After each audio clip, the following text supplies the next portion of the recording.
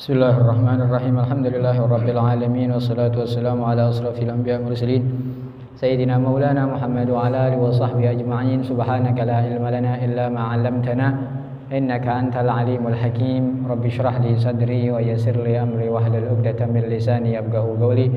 Subhanallah walhamdulillah wa la ilaha illallah wallahu akbar wa la haula wa la quwwata illa billahil aliyil azim.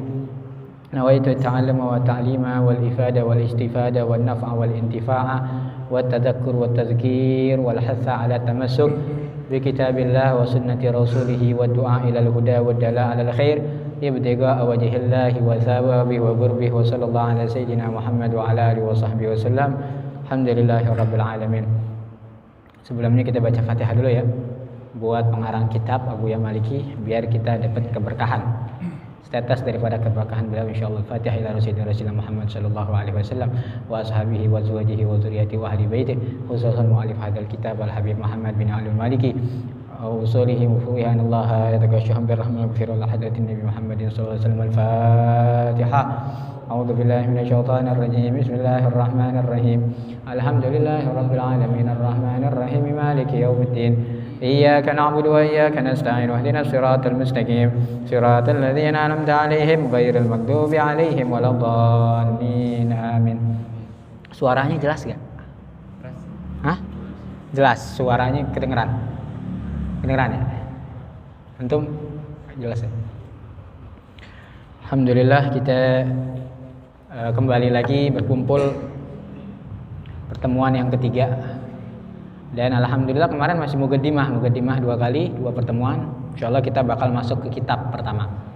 Yang mana kita di sini Ahad sore ini adalah belajar santai. Namanya belajar rohah. Jadi belajar benar-benar ilim, tapi kita nyantai. Kita ngebahas tentang Rasulullah sallallahu alaihi wasallam. Insyaallah bisa tambah kenal sama Nabi Muhammad. Jadi anak-anak muda ini bisa cinta sama Rasulullah dan lebih giat lagi untuk memahami tentang syariat yang dibawa sama Nabi Muhammad sallallahu alaihi wasallam. Ya, di antaranya kemarin kita udah bahas banyak sekali manfaatnya. Kita membahas tentang Rasulullah sallallahu alaihi wasallam. Kita kesempatan kali ini kita udah masuk baru di bab awal. Fadal masuk ke depan. Kita masuk ke masih pembahasan tentang awal tentang kamal nasabihi syarif. Ya, kamal nasabihi syarif. Antum kalau ada PDF-nya boleh dibuka tuh. Nama kitabnya Muhammad Insanul Kamil. Ya, sebelum kita nanti di akhir sedikit paling 10 menit atau 15 menit kita bahas fikih. Tapi sebelumnya ini kita bahas tentang Muhammad Al-Insanul Kamil. Jadi biasanya tuh di PDF ada, antum cari di Telegram. Ya, kemudian antum ketik Muhammad Al-Insanul Kamil, itu nanti dapat di situ ada kitabnya, PDF-nya. Soalnya kalau beli kitabnya itu kurang lebih harganya bisa 50.000 paling murah. Banyak di toko-toko online banyak.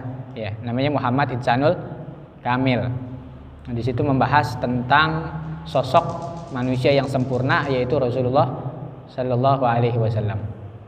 Nah, sekarang kita bahas tentang kemuliaan, kesempurnaan nasabnya Nabi Muhammad sallallahu alaihi wasallam. Jadi Nabi Muhammad ini orang yang sempurna. Jadi pasti beliau punya nasab juga sempurna. Apa itu nasab? Nasab ini adalah keturunan yang bersambung ke atas, nasab. Karena Rasulullah ini manusia, sama kayak kita, punya ayah dan juga punya ibu.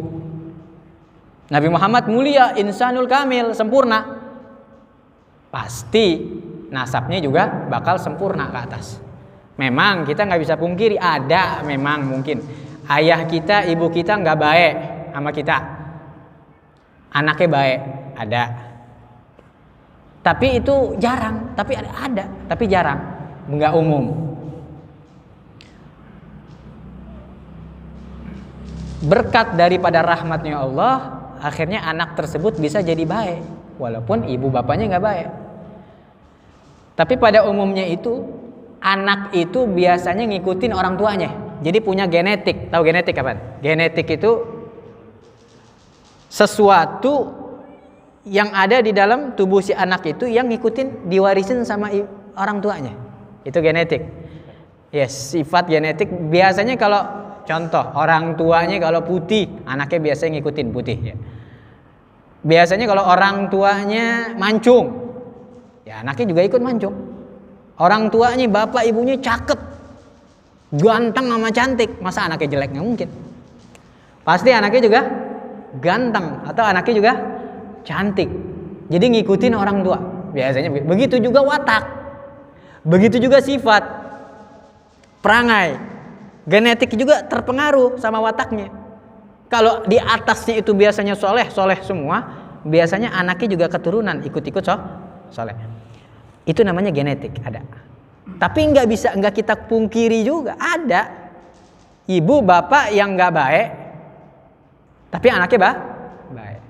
Bahkan ada kebalikan, kalau dia udah punya, ya anak tersebut udah punya benih, ya dari orang tua yang baik, dilihat dulu, tergantung nanti. Ini benih dipupuk gak? Dididik gak? Ini benih bener gak didikannya? Kalau seandainya ibu bapaknya baik, ternyata ini anak dididik sama orang lain, membantu lah misalkan, nggak bener, bisa jadi nanti anak tersebut akhirnya nggak baik. Walaupun nanti kalau diubah lagi menjadi baik, kembali lagi ke sifat awalnya, asalnya kan dia kan daripada genetiknya bagus kan, itulah masih gampang, masih mudah buat diubah ke baik. Contoh, ingat dulu. Jadi nasab itu pengaruh. Bahkan Nabi Muhammad SAW mengatakan bukan hanya nasab, air susu itu aja juga pengaruh. Ya, Nabi Muhammad SAW mengatakan apa? La tastardi'ul hamqa fa innal walad yashibbu alaih. Jangan kalian ini ngasih anak itu nyusuin kepada orang yang bodoh, karena nanti anak ini bakal ngikutin sama ibu susuannya. Pengaruh, maksudnya begitu.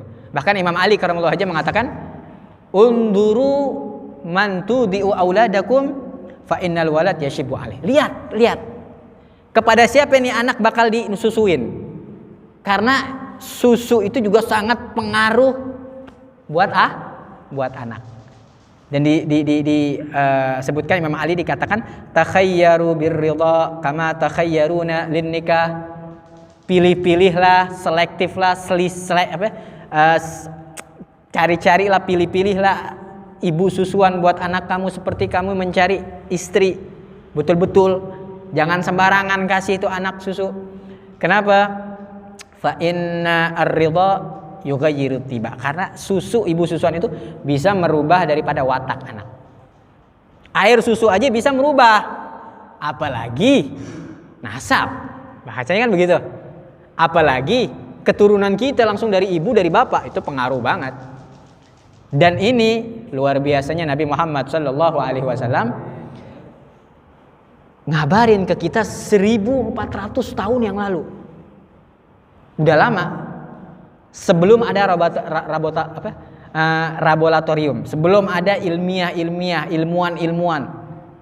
Zaman dulu mana ada begitu, tapi Nabi Muhammad bisa tahu. Jadi Nabi Muhammad mengetahui ilmu sampai akhir zaman, sampai nanti hari kiamat. Nabi Muhammad udah jelasin tuh sebelum 1400 tahun yang lalu. Itu juga termasuk daripada mukjizatnya Nabi Muhammad.